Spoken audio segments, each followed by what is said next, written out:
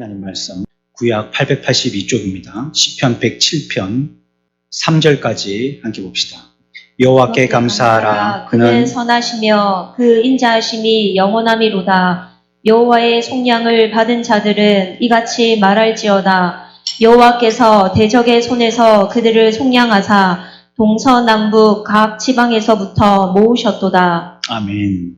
찬양이라는 것은 기독교의 절대적인 본질입니다. 우리가 이 땅에 있는 목적이 하나님을 찬양하도록 지어졌다고 성경은 얘기하고 있기 때문에 우리들은 찬양을 떼놓고는 성도다, 기독교인이다 생각할 수가 없는 것입니다. 그리스도인이라는 것이 자신의 모든 것이 하나님으로부터 공급되었고 또 하나님의 은혜 때문이라는 것을 아는 자들이 바로 그리스도인이거든요. 고린도전서 15장 10절에 보면서 그러나 내가 나 된 것은 하나님의 은혜로 된 것이니 바울은 이렇게 고백했어요. 내가 나 된 것은 하나님의 은혜로 된 것이다. 이걸 아는 사람이 그리스도인입니다.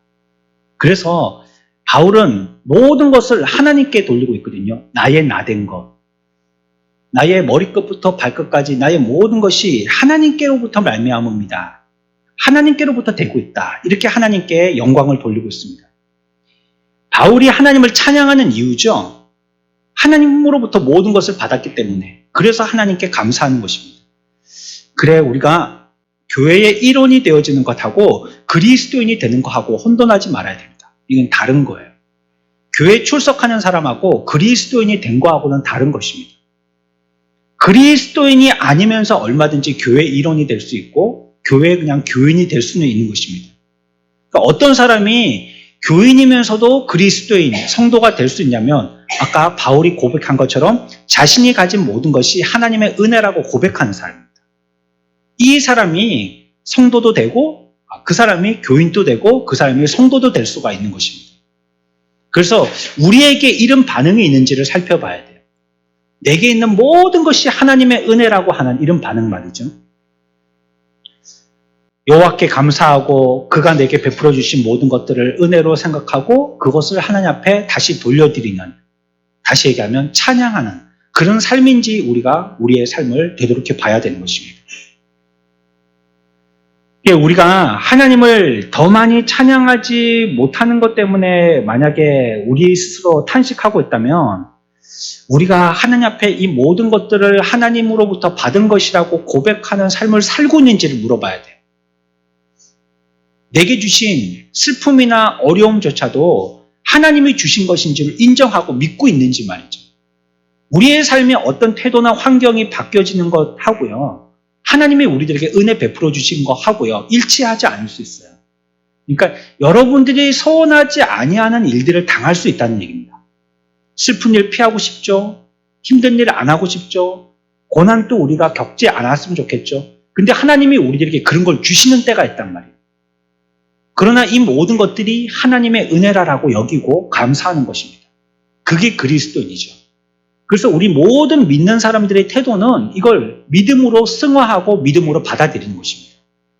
하나님이 실수하지 아니하시고 하나님이 아차 싶어가지고 그걸 놓쳤다 싶어서 내가 그건 너한테 실수를 한 거야. 이렇게 말씀하지 아니하시는 전지하고 전능하신 하나님이심을 우리가 안다면 그분을 믿고 이러한 삶을 주신 것도 하나님이 우리들에게 그와 같은 계획 가운데 주심을 두고 하나님 앞에 믿음으로 반응하는 것입니다.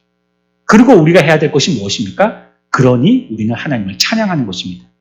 그래서 찬양이라는 것은 그 사람이 그리스도인인가 아닌가를 구분하는 거예요.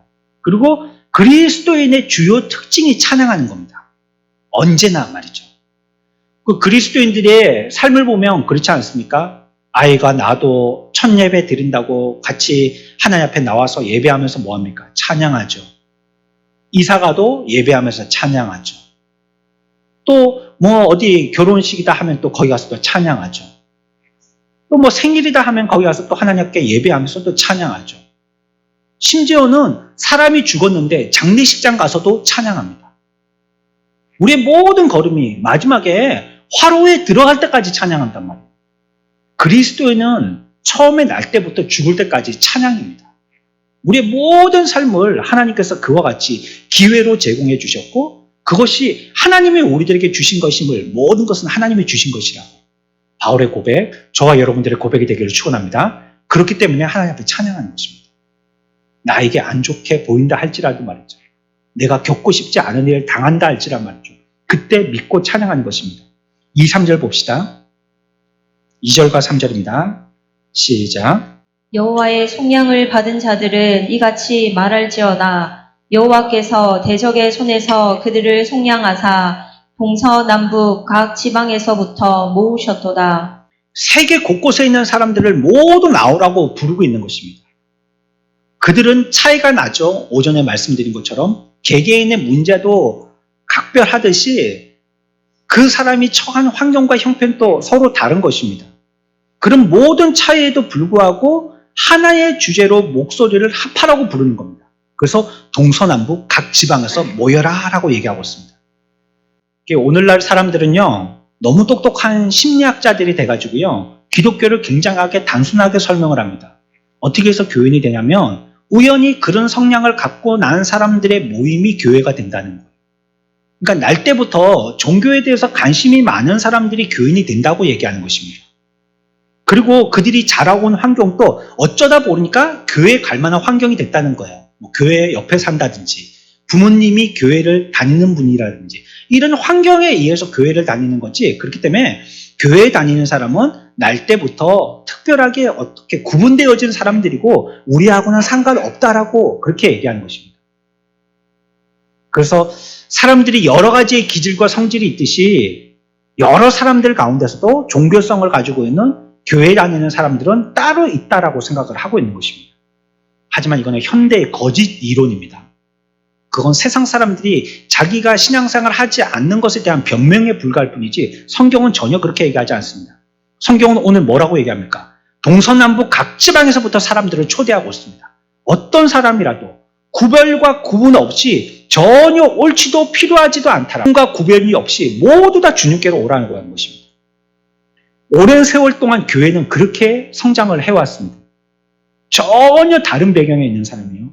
전혀 다른 환경에 있는 사람이 모두 찬양에 동참하라고 부르고 있는 것입니다. 그리스도인이 되어지는 하나님의 동지인 하나님의 찬양을 하는데 그 나라로 오라고 부르고 있는 것입니다. 그래서 나라든지 문화든지 혈통이든지 기질이든지 재정 상태라든지 건강 이것이 그렇게 썩 중요한 것이 아닙니다. 회심되게 되어지는데 회심의 표준이 될 만한 어떤 유형이 있느냐 그런 것은 없어요. 절대 가치가 있느냐 신앙생활 하려고 하는데 절대 가치가 있느냐 그런 건 없어요. 어떤 사람이라 할지라도 인생의 어떤 형편에 처했든지 다 올 수 있다라고 성경은 얘기하고 있습니다. 구별이나 나눔은 주님께로 오게 되어지는데 전혀 부적절한 것이고 전혀 무의미한 것입니다. 그리스도인이 되면 모두가 하나가 섞여서 하나가 되기 때문이죠. 이 12 제자들도 보십시오. 얼마나 다양한 성격을 갖고 있었습니까? 신비를 조금 좋아하기도 하고 또 묵상가였고 신이었던 요한 이런 사람이 있었고요. 물불을 가리지 않고 저돌적인 성향을 갖고 있던 베드로 이런 사람도 있었습니다. 그런데 이런 사람을 다 주님이 주님의 제자로 부르신 것입니다. 서로는 달랐지만 그들이 하나였던 것이 있는데 그것은 메시아를 찬양한 것입니다. 그분을 노래하고 그분을 찬양한 것에 대해서는 하나가 됐다는 것입니다. 그리스도인의 특징이 그래서요. 하나님을 찬양하는 것입니다. 우리가 가지고 있는 혈통이든지 성품이 어떻고 여러분들이 이전에 경력이 어떻든지 하나도 중요하지 않고요. 알고 싶지도 않습니다. 그거는 우리가 캐내서요. 자랑할 것도 부끄러워할 것도 없습니다. 그리스도 앞에 나온다면 전부 다 그리스도의 소유가 되어지고요. 또한 그분을 우리의 것으로 우리가 그분의 것으로 삼게 되어지는 것입니다. 성경은 그래서 우리들에게 얘기할 때 동서남북 각 지방에서부터 모으셨도다라고 얘기하고 있습니다. 여러분 하나님 앞에 나오는 게 주님 앞에 여러분들의 이름을 들고 나오는 데는 전혀 어떤 것들이 지장이 될 만한 것이 없습니다. 내가 이거 해소하고 나올 거라고 담배 끊고 나오겠다고 술 끊고 나오겠다고 도박 끊고 나오겠다고 내가 어떤 편집증이 있는데 그거 끊고 나오겠다고 뭐 어떤 중독증이 있는데 그거 끊고 나오겠다고 동서남북 모든 형편과 모든 환경에서 다 주께로 모일 수 있습니다. 그런 것들을 차지하고 다 주께로 모일 수 있습니다. 그래서 하나님을 찬양하면요. 그러면 그 일들이 해결되어집니다. 물론 해결이 우리의 목적은 아니에요. 그것을 해결받는 게 목적이 아니에요. 우리가 어떤 성도를 신방하러 갔습니다. 그 사람이 죽을 병이 걸렸어요. 내일 모레 죽는다고 의사가 선고했어요. 우리가 보기에도 그런 것 같아요. 그런 사람을 볼 때 우리가 기도하지만 그 사람이 낫기를 기도하는 건 아니에요. 평안히 지금까지 수고하고 고생하고 열심히 주님을 찬양하고 예배했으니까 이제 마지막 때에도 용기를 가지고 두려워하지 말고 주님이 우리를 모시고 오셔서 우리를 데리러 오신다고 하셨잖아요. 우리를 데리러 오셨을 때 우리가 기쁘고 반가운 마음으로 떨림없이 하늘나라에 입성하기를 위해서 기도하는 것입니다. 그러나 우리는 그들을 위해서 계속 기도해야 되겠죠. 여러분들의 상황이 어떻든지 간에 그것이 변화되지 않는다 할지라도 죽을 중병에 걸려서 결국은 죽는다 할지라도 하나님께서 우리에게 주신 이 형편을 통해서 하나님이 영광 받으실 줄 알고 또 그것도 우리들에게 주신 믿음으로 승화시키고 믿음으로 수용해야 될 순종의 거리인 줄 알고 그때 우리가 하나님을 찬양하는 것입니다. 어떤 때이든지 슬퍼하거나 좌절하거나 낭망하지 마시고 그때도 우리를 부르신 이유와 같이 그곳에서 하나님을 찬양하는 복된 저와 여러분들, 복된 성도들 다 되시길 축원합니다.